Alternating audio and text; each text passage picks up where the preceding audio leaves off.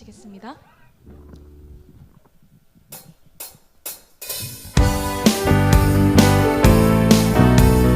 우리에게 새 일을 행하시는 주님을 찬양합니다.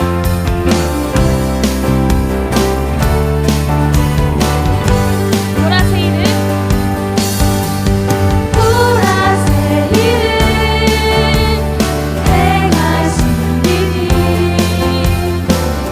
이제 곧 나타내리라.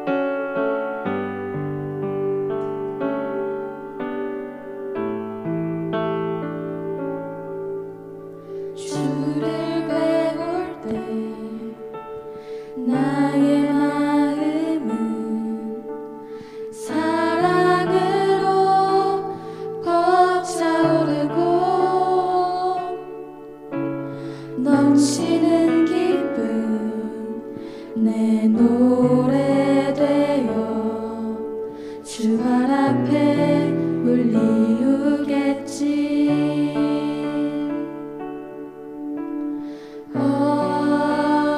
언제 이려나 내 주님 배울 날이, 그날은 오리니. 내겐 소망인데 소망인데 숨겨라. 신부되어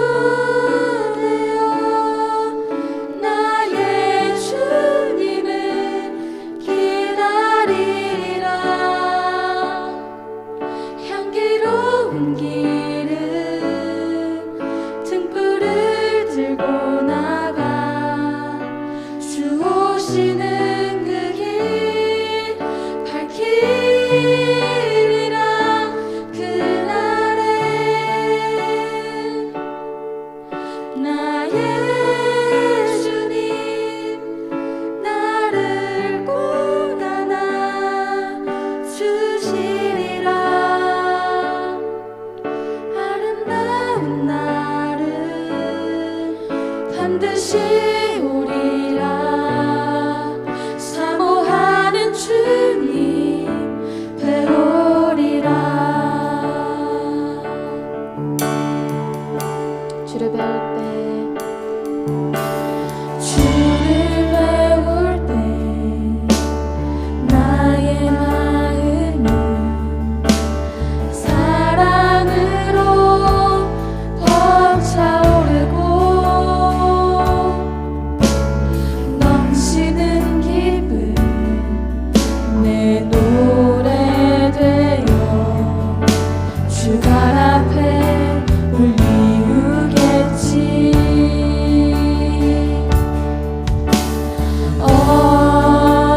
언제 이려나 내 주님 배울 날이, 그날은 오리니. 내겐 소망있네 소망있네 숨겨라. 신부되어 나의 주님을 기다리리라.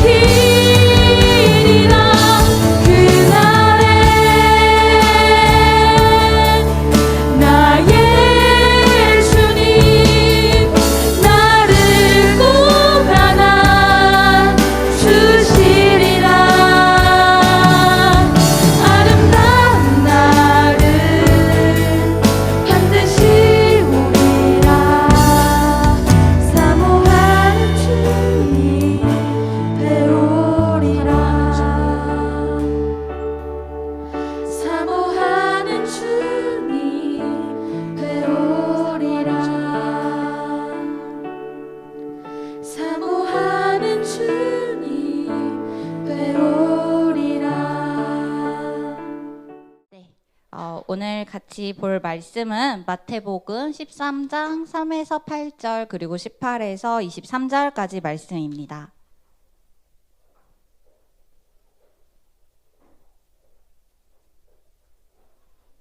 네, 준비되셨으면 제가 읽고 마지막 절을 함께 읽도록 하겠습니다. 네, 읽겠습니다. 예수께서 비유로 여러 가지를 그들에게 말씀하며 이르시되 씨를 뿌리는 자가 뿌리러 나가서 뿌릴새 덜어는 길가에 떨어짐에 새들이 와서 먹어버렸고 덜어는 흙이 얕은 돌밭에 떨어짐에 흙이 깊지 아니하므로 곧 싹이 나오나 해가 돋은 후에 타서 뿌리가 없으므로 말랐고 덜어는 가시떨기 위에 떨어짐에 가시가 자라서 기운을 막았고 덜어는 좋은 땅에 떨어짐에 어떤 것은 100배, 어떤 것은 60배, 어떤 것은 30배의 결실을 하였느니라. 그런즉 씨 뿌리는 비유를 들으라. 아무나 천국 말씀을 듣고 깨닫지 못할 때는 악한 자가 와서 그 마음에 뿌려진 것을 빼앗나니 이는 곧 길가에 뿌려진 자요 돌밭에 뿌려졌다는 것은 말씀을 듣고 즉시 기쁨으로 받되 그 속에 뿌리가 없어 잠시 견디다가 말씀으로 말미암아 환난이나 박해가 일어날 때에는 곧 넘어지는 자요 가시떨기에 뿌려졌다는 것은 말씀을 들으나 세상의 염려와 재물의 유혹에 말씀이 막혀 결실하지 못하는 자요. 네, 함께 읽겠습니다. 좋은 땅에 뿌려졌다는 것은 말씀을 듣고 깨닫는 자니 결실하여 어떤 것은 100배, 어떤 것은 60배, 어떤 것은 30배가 되느니라 하시더라. 아멘. 네, 오늘 말씀의 제목은 마음을 갈아엎자입니다. 네, 내 옆에 있는 동역자를 향해서 그리고 화면에 나오는 저를 향해서 우리 같이 한번 인사하겠습니다. 오늘 말씀은 하나님이 내게 하시는 말씀입니다. 하나님이 내게 하시는 말씀입니다. 네. 아멘. 오늘 말씀은 하나님이 우리 각자에게 바로 자신에게 하시는 말씀입니다. 우리 믿음으로 기대하며 들을 때 나를 향한 하나님의 말씀을 듣고 깨달아서 실제 열매 맺는 삶을 사는 우리가 되게 되어질 줄 믿습니다. 아멘. 네, 하나님의 말씀은 치유하고 또 구원할 수 있는 능력이 있음을 우리는 예수님을 만난 사람들을 통해서 보고 듣고 있습니다. 삭개오, 바디메오, 사마리아 여인 등 예수님을 만난 사람들은 자신의 죄를 인정했고 이제는 이 죄에서 정말로 치유받고 구원받을 것을 간절히 원했습니다. 그리고 자신의 동네를 찾아오셨다는 그 예수님의 소문을 듣고 예수님이 자신들을 치유하고 구원해줄 능력이 있는 구원자임을 믿었습니다. 그래서 간절함으로 방해를 뚫고 나아가 예수님을 만났고 정말로 치유와 구원을 얻어서 모든 사람에게 손가락질 받던 그 죄인의 삶에서 예수님을 전하는 그런 새 삶을 살아가게 되었습니다. 이렇게 우리는 예수님이 어떤 분이신지 그리고 어떤 능력을 행할 수 있는 분이신지를 매주 말씀으로 예수님의 소문을 듣게 됩니다.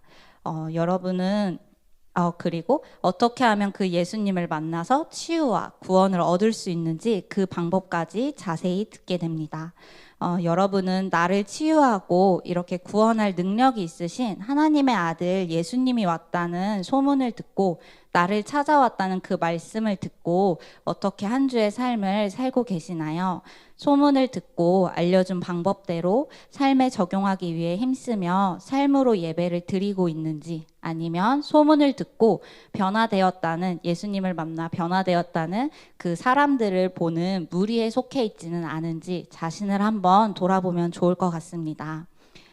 저는 솔직히 소문을 듣기만 하는 그 무리에 속해서 예수님을 만난 사람들을 바라보며 부러워할 때가 많았던 것 같습니다. 지난주 말씀을 들으면서 이런 제 모습을 깊이 인정할 수 있었습니다. 왜냐하면 하나님이 제게 매주 이렇게 영적인 양식인 말씀을 주시는데 제가 뭔가 내게 허락하신 그 영혼과 친구들에게 나눠줄 양식이 없는 사람이고 때로는 내가 먹을 것도 없어서 하나님 앞에 내 영혼이 굶주려 죽겠다고 하나님께 살려달라고 구걸하는 그런 영적 거지의 삶을 사는 사람이 바로 저라는 것을 깊이 깨닫게 되었기 때문입니다. 매주 선포되는 그 예수님의 소문을 듣고 예수님이 알려주는 방법대로 행하면 말씀으로 열매 맺을 수 있고, 그렇게 될 때 내 삶에, 내 영에 영적 양식이 부족하지는 않을 것입니다. 근데 왜 저는 분명 자신이 죄인인 것을 알고 구원과 치유를 바라는 사람인데 왜 말씀에 반응하지 않고 그 말씀을 듣고 흘리는 그런 삶을 살아서 영적 거지처럼 살 수밖에 없는지 하나님께 물으며 기도하는 시간을 가졌었습니다. 그러면서 혹시 저와 같이 예수님의 소문을 듣고 만날 수 있는 방법을 듣고도 예수님께 나아가지 못하는 어떤 친구들이 있다면, 그리고 말씀에 반응해 열매 맺지 못하는 자신의 모습이 지치고 고민되는 친구들이 있다면, 이제는 우리가 함께 매주 선포되는 이 말씀을 듣고 깨달아서 실제 삶에서 반응함으로 열매 맺어 더 이상 굶주리는 거지가 아니라 풍족한 열매를 누리며 사는 우리가 되면 좋겠다는 마음을 주셨습니다. 그래서 이런 마음으로 말씀에 반응해서 우리가 왜 열매 맺지 못하는지 그 이유를 하나님께 물을 때 오늘 나눌 말씀을 하나님께서 전하고자 하는 마음을 주셨습니다. 그래서 우리 같이 오늘 말씀을 통해서 왜 내가 열매 맺지 못하는지, 그것이 왜 무엇이 문제이고 그리고 어떻게 하면 해결될 수 있을지, 그것을 정말 오늘 말씀을 듣고 깨달아서 이제는 정말 말씀에 반응해 풍성한 열매를 맺는 삶을 사는 우리가 되어지기를 바라고 믿고 축복합니다. 네, 큰 첫 번째입니다. 뿌려진 씨입니다. 본문에서 예수께서 비유로 여러 가지를 그들에게 말씀하여 이르시되 씨를 뿌리는 자가 뿌리러 나가서 뿌릴새. 네, 씨를 뿌리는 자가 나가서 씨를 뿌렸다고 말씀하시면서 말씀을 시작하셨습니다. 이때 마가복음 4장 14절에 보면 이 뿌리는 자는 말씀을 뿌리는 자라고 되어 있습니다. 즉 씨는 말씀을 의미합니다. 하나님의 말씀의 능력에 대하여서 히브리서 4장 12절에 기록되어 있습니다. 네, 우리 같이 한번 큰 목소리로 읽어볼까요? 읽어보겠습니다. 시작. 하나님의 말씀은 살아있고 활력이 있어 좌우의 날선 어떤 검보다도 예리하여 혼과 영과 및 관절과 골수를 찔러 쪼개기까지 하며 또 마음의 생각과 뜻을 판단하나니. 아멘. 네, 이렇게 능력이 있는 하나님의 말씀이 매주 이 예배 가운데 뿌려지는데, 우리가 이렇게 말씀에 반응해서 열매 맺지 못하는 것, 즉 삶의 변화가 없는 것에는 이유가 분명히 있을 것입니다. 그래서 이유를 생각해 봤을 때 크게 두 가지의 경우를 생각해 볼 수 있었습니다. 먼저는 뿌려진 씨, 즉 선포된 말씀에 문제가 있거나, 아니면 씨가 뿌려진 그 밭에 문제가 있거나, 즉 선포된 말씀이 역사하는 우리 마음에 문제가 있거나 두 가지 경우 중에 하나일 것입니다. 그런데 하나님이 뿌려주는 씨는 흠이 없는 완전한 능력을 가지신 하나님의 말씀이기 때문에 문제가 없을 것입니다. 또 만약에 씨에 문제가 있었다면 모든 밭에서 열매가 나지 않을 텐데, 같은 씨가 뿌려졌을 때 어떤 밭은 열매를 맺고 어떤 밭은 열매를 맺지 못하는 것을 통해서 이 뿌려지는 씨, 즉 선포된 말씀은 문제가 없다고 우리는 볼 수 있습니다. 그러면 바로 이 선포되는 말씀이 역사하는 우리 마음밭에 문제가 있기 때문에 이 씨가 열매를 맺지 못한다는 것을 알 수 있겠죠. 네. 그래서 이 씨가 뿌려지는 우리의 마음밭을 예수님은 4가지 마음밭으로 비유로 말씀해 주셨습니다. 이 4가지 마음밭을 모두 나누고 싶었는데 시간상 한 가지 마음밭에 대해서만 같이 보도록 하겠습니다. 내 마음이 속한 밭이 어떤 문제가 있어서 열매가 없는 것이라면 우리 마음밭을 고치면 됩니다. 그래서 오늘 내 마음밭의 문제를 파악하고 해결해서 좋은 밭으로 변화받아서 우리 풍성한 열매 맺는 삶을 살기를 누구보다 예수님이 바라고 계신 줄 믿습니다. 네, 그러면 두 번째, 씨가 뿌려진 곳과 결과를 보도록 하겠습니다. 네, 부드러운 흙에 씨가 뿌려지면은 씨가 흙 속에 들어가서 양분을 먹으면서 성장할 수 있게 됩니다. 또 시시탐탐 이 씨를 훔쳐 먹으려고 기회를 노리는 기회를 엿보던 새들이 먹을 수 없도록 흙 안에서 씨는 보호받을 수 있고 성장할 수 있고 그래서 열매를 맺을 수 있게 됩니다. 근데 오늘 말씀에 이 씨가 뿌려진 마음밭은 부드러운 흙이 아닌 길가였습니다. 네, 씨가 뿌려진 곳 길가입니다. 네. 씨가 뿌려진 길가는 원래는 부드러운 땅이었는데 누가 밟고 지나가서 단단하게 굳은 길가가 되었을 것입니다. 우리 삶을 생각해 보았을 때 우리 학교 갈 때나 아니면 집에 갈 때 다들 어떤 지름길이 있지 않나요? 한국 사람들 특징이잖아요. 저기 조금만 돌아가면 되는데 이제 빨리빨리 가려고 부드러운 흙으로 덮여있던 화단이나 나무 사이 길을 통과해서 갑니다. 누가 거기를 지나간 자국이 있으면 다음 사람도 그리로 지나갑니다. 그렇게 여러 사람에 의해서 밟혀 부드러운 흙으로 덮여있던 땅이 단단해지고 길이 되어버립니다. 길가는 이와 같이 부드러웠던 흙이 단단해진 곳을 말합니다. 우리의 마음도 이와 같이 처음에는 너무 부드러웠는데 여러 사건을 우리가 삶을 살면서 겪게 되면서 우리 마음을 밟고 지나가 우리의 마음을 단단하게 굳은 땅으로 만들게 됩니다. 굳은 땅에 씨가 뿌려지면 뿌리를 내리고 양분을 얻고 열매를 맺을 수 없을 것입니다. 뿌려진 씨는 땅에 심어지는 게 아니라 땅 위에 덩그러니 놓여서 굴러다니고 있을 것입니다.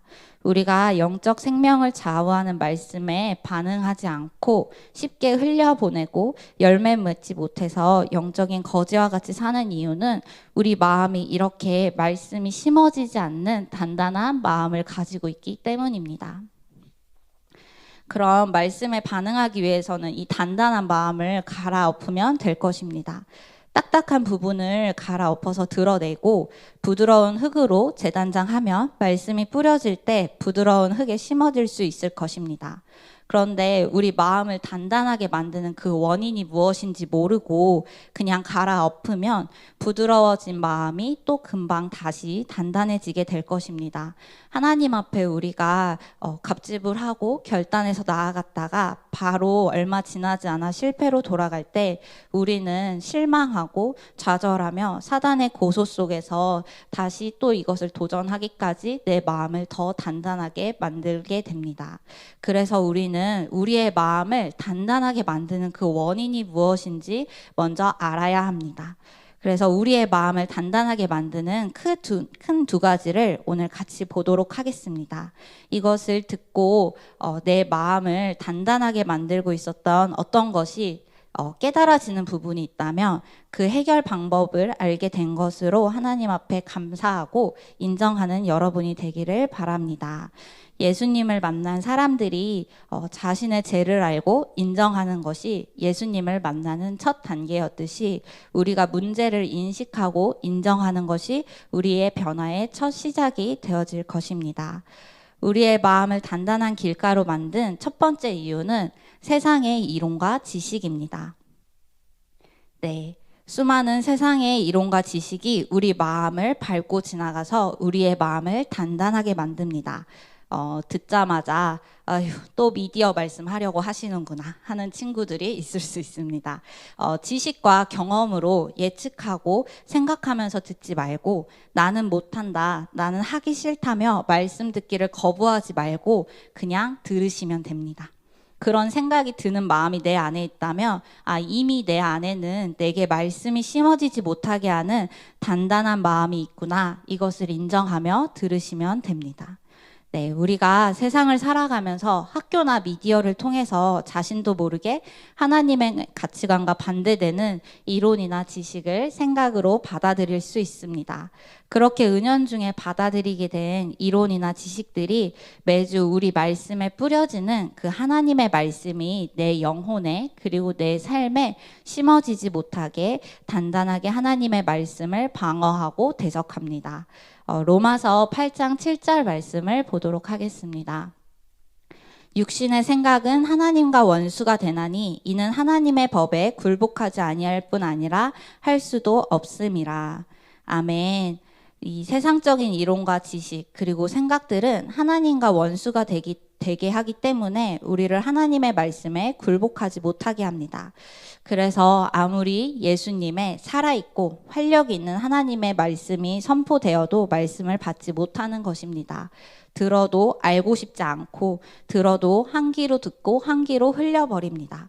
시대에 뒤떨어진 말이라고 문화라고 생각하며 오히려 교회가 세상에 맞게 변화되어야 한다고까지 생각하게 됩니다. 몇 가지 한번 예를 들어볼까요? 남자는 여자의 머리고 여자는 남자의 말에 복종하며 남자의 사명을 섬기고 돕는 것이 아내의 역할이라고 하나님은 말씀하십니다. 또 복수를 요즘 미디어에서는 사이다라고 하죠. 그런데 하나님은 복수하지 말고 내 왼뺨을 치면 네 오른뺨을 내어주라 하시고 7번이 아니라 77번까지 용서하라고 말씀하십니다. 또 드라마나 영화, 세상 음악을 듣다 보면 이런 세상 가치관의 은연중에 영향을 받을 수 있으니 미디어를 멀리하고 주의하라고 말씀하십니다. 이렇게 하나님이 하나님의 말씀을, 하나님의 가치관을 우리에게 선포하실 때 하나님의 말씀이 이해되지 않을 수 있습니다. 어쩌면 듣다가 화가 날 수도 있습니다. 그것이 바로 우리의 마음에 은연중에 세상의 지식과 이론이 들어와서 우리의 마음을 단단하게 만들었기 때문입니다. 이것이 아무리 하나님이 좋은 것을 우리에게 주시고 싶어서 좋은 씨, 좋은 말씀을 주셔도 우리가 삶에서 열매 맺지 못하는, 우리의 가치관이 변화되지 못하는 첫 번째 이유입니다. 네, 두 번째는 종교적인 지식과 행위입니다. 내가 아는 말씀 그리고 들었던 말씀이라며 말씀에 지식적으로 반응할 때 우리 마음은 굳은 상태, 길가 상태인 것입니다. 최근에 우리 주일에 삭개오에 대한 말씀이 가까운 시기에 연속적으로 선포된 적이 있었습니다. 한번 생각해 볼까요? 오늘 만약에 또 삭개오에 대한 말씀이 선포되었다면 내가 그 말씀을 어떻게 생각했을지 자신을 한번 돌아보면 좋을 것 같습니다. 삭개오 말씀이 또 선포되네. 또 갈급함을 가지라 하겠지. 또 돌 무화과 나무 위로 올라가라 하겠지. 내가 다 아는 내용인데 나 해봤는데 열심히 해보려고 했는데 안 됐는데 이렇게 기대하는 마음 없이 말씀을 들었을 것 같은 친구가 있나요? 네, 있다면 그 말씀을 지식으로 반응하는 종교성이 내 안에 나도 모르게 자리 잡아서 내 마음을 단단하게 만들었음을 인정하면 됩니다. 만약에 마음이 부드러운 자였다면 본문 말씀이 몇 주, 아니 몇 년간 선포되어도 마음을 다해 말씀을 들었을 것입니다. 그럴 때 당시에 내 상황과 형편에 맞게 말씀이 다르게 들릴 거고 그때 하나님이 주시고자 하는 말씀에 즉시 반응해 풍성한 열매 맺는 삶을 살게 되었을 것입니다. 이렇게 하나님의 말씀이 내 마음에 심어지지 못하도록 막는 것은 바로 말씀을 대하는 나의 지식적인 태도입니다. 알고 있다는 교만이고 종교성입니다. 회개에 대한 말씀이 만약 선포되면 또 회개에 대한 말씀이네. 나는 죄를 알고 회개하려고 하지만 회개가 되지 않았기 때문에 나는 회개를 할 수 없어. 라며 이전 경험을 가지고 내 마음을 완고하고 단단하게 만들 수 있습니다. 또 죄를 즐길 때 내가 느끼는 쾌락과 즐거움을 놓기 싫어서 나의 마음을 단단하게 만들어 죄를 회개하라는 말씀이 선포되어질 때 그 말씀을 거부하고 귀를 막고 있다면 나의 마음이 단단하다는 것을 인정하게 되기를 바랍니다. 이런 종교적인 지식과 행위로 마음을 단단하게 할 때 우리에게 뿌려지는 말씀을 우리는 알고 있다면서 가볍게 쳐내고 해봤는데 안 된다면서 경험을 핑계로 쳐내고 내게 하시는 말씀이 아니라 저 친구에게 다른 사람에게 필요한 말씀이라며 쳐내며 말씀이 열매 맺지 못하게 계속해서 말씀을 쳐내게 됩니다. 이렇게 세상의 이론과 지식, 종교적인 지식과 행위가 우리의 마음을 단단하게 만들어 뿌려지는 말씀을 튕겨내고 열매 맺지 못하게 합니다. 그러면 이 튕겨나가진 씨앗은 어떻게 될까요? 땅에 심어지지 못하고 땅 위에 노출되므로 씨가 뿌려지는 즉시 새들이 와서 먹는다고 예수님은 말씀하셨습니다. 두 번째 결과, 새들이 와서 먹음입니다. 네. 하루 종일 먹을 것을 찾기 위해서 날아다니는 새들은 먹을 것을 찾는 전문가입니다. 따라서 새들은 어디를 가면은 자기에게 먹을 양식이 있는지를 잘 알고 있습니다. 그래서 말씀이 튕겨 나가지는 그 길가밭 주위에 씨가 있기 때문에 자신이 먹을 수 있는, 그래서 그 씨를 주워 먹기 위해 새들이 항상 진을 치고 그 씨가 뿌려지기를 기다리고 있습니다. 어차피 마음에 심어지지 않은 씨인데 이 씨 새가 주워 먹은 것이 왜 문제가 되냐면 이 새가 그냥 새가 아니라 악한 자이기 때문입니다. 마태복음 13장 19절 말씀을 보겠습니다. 아무나 천국 말씀을 듣고 깨닫지 못할 때는 악한 자가 와서 그 마음에 뿌려진 것을 빼앗나니 이는 곧 길가에 뿌려진 자요. 아멘. 네, 이렇게 마음이 단단해진 자, 완고한 사람에게서 튕겨나가진 씨는 마귀가 와서 주워 먹습니다. 그래서 그 마귀가 늘 항상 완고한 사람의 주변을 따라다니며 떨어질 먹이가 없을지 기다리고 대기하며 그 사람을 애워쌉니다. 안 그래도 단단한 마음으로 말씀을 튕겨내는데 내 옆에서 대기하고 있는 그 마귀 때문에 완고한 사람에게는 말씀이 들어갈 틈이 더더욱 없어지게 됩니다. 마귀가 하나님의 말씀을 듣지 못하게 또 방해를 하기 때문입니다. 혹시 하나님의 말씀이 지금 이 선포되는 이 순간 잡생각이 나고 졸리고 머리가 아프고 아니면 이 마음에서 이 말씀을 거스르는 분노가 나기도 할 수 있습니다. 또 내가 생각하지 못한, 예기치 못한 상황과 또 주위 사람을 통해서 방해를 받고 부정적인 자기 생각을 통해서 방해를 받을 수도 있습니다.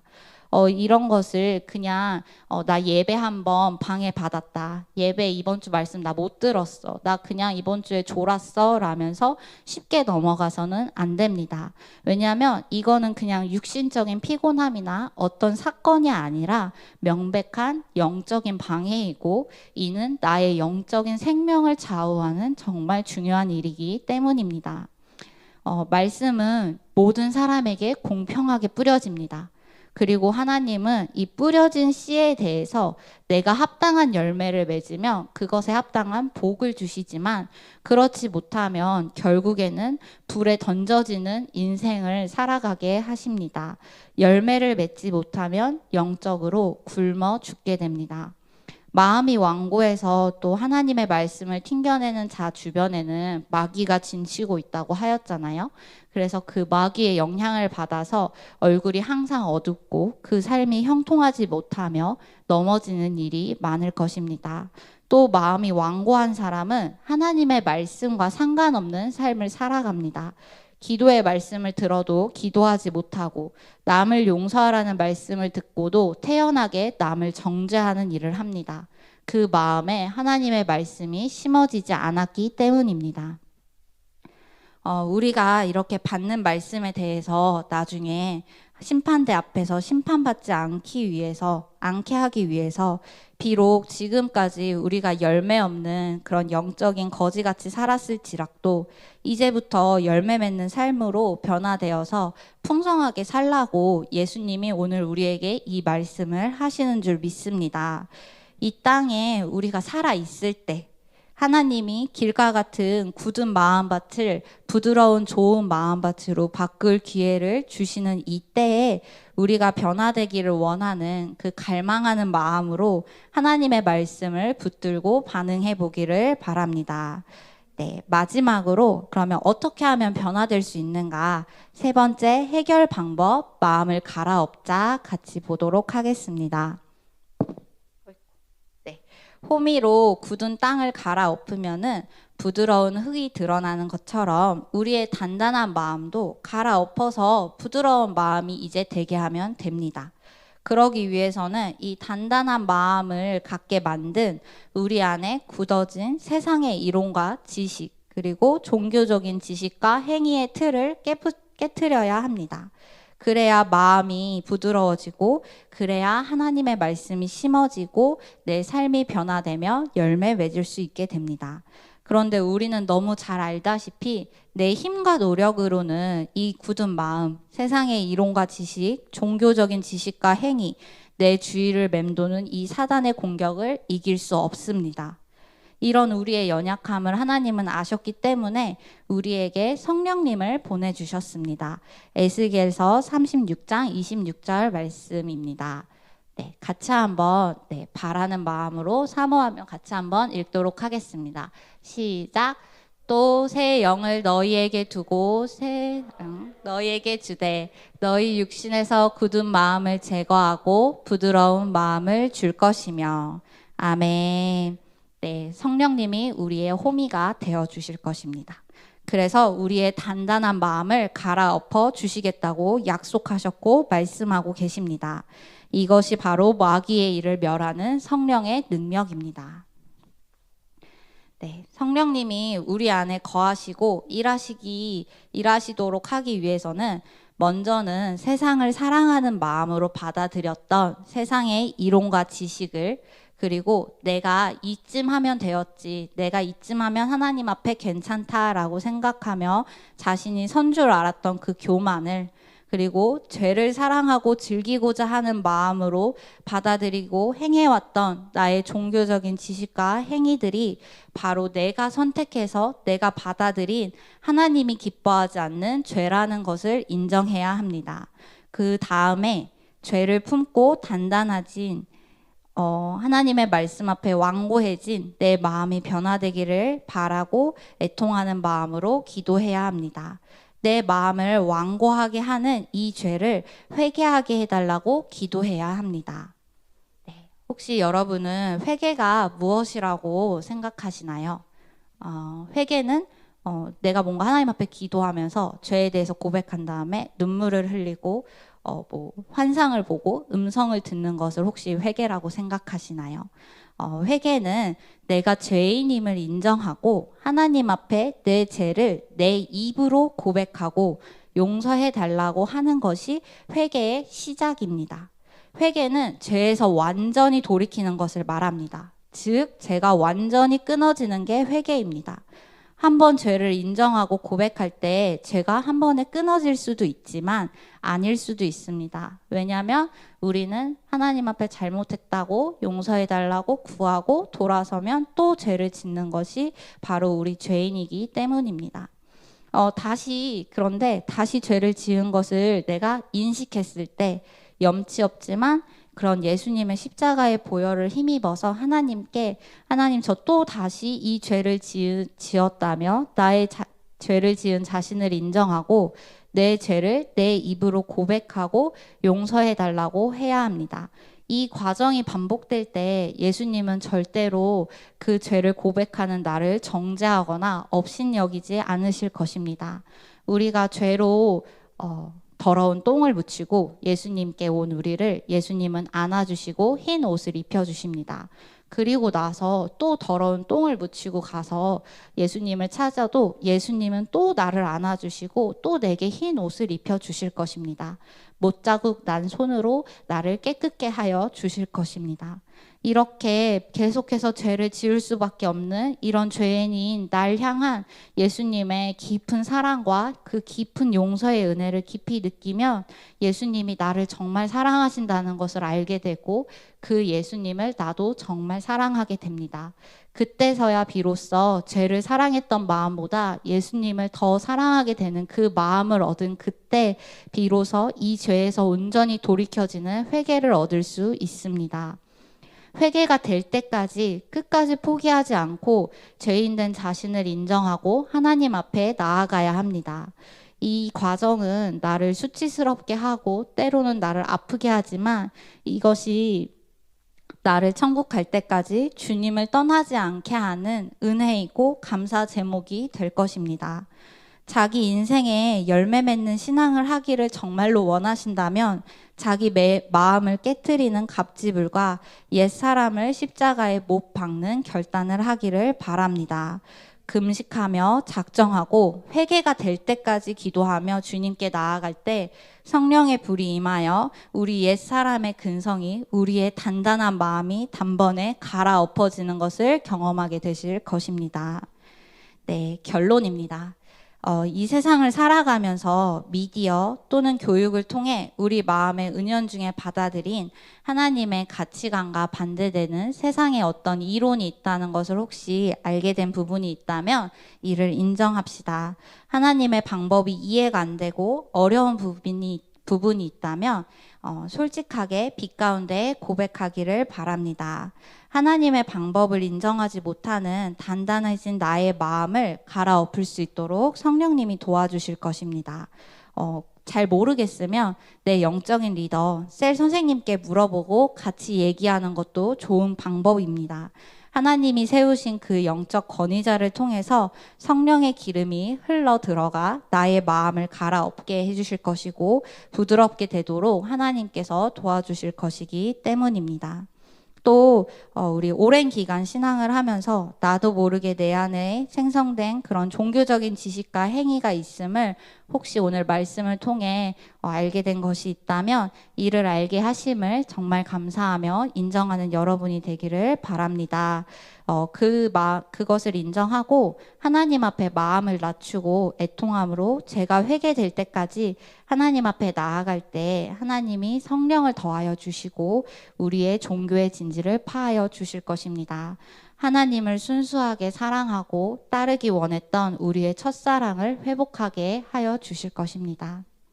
또 말씀을 들을 때 방해가 있는 것이 말씀을 튕겨내는 나의 완고한 반응 때문이라고 하셨습니다. 나의 완고함이 갈아엎어지기를 기도하며 말씀 듣기에 온 마음과 힘을 다해보기를 바랍니다. 자꾸 말씀 듣는데 내가 존다면 졸지 않기 위한 어떤 행동을 하나님 앞에 해보면 좋겠습니다. 껌을 사오거나 물을 마시거나 자리에서 일어나거나 말씀을 정말 하나도 놓치지 않고 다 적어보거나 어떠한 그런 나의 완고한 반응을 하나님 앞에 깨트리는 갑지부를 해보시기 바랍니다. 예배에 늦고 예기치 못한 상황이 생긴다면 기도로 계속 싸우면서 내가 감정적으로 사건에 그리고 마음을 빼앗기지 않고 예배의 주인 되시는 하나님께만 집중할 수 있도록 반응할 수 있도록 성령의 능력을 구하기 바랍니다. 성령님은 기꺼이 도와주실 것이고 성령님은 마귀보다 강하십니다. 네.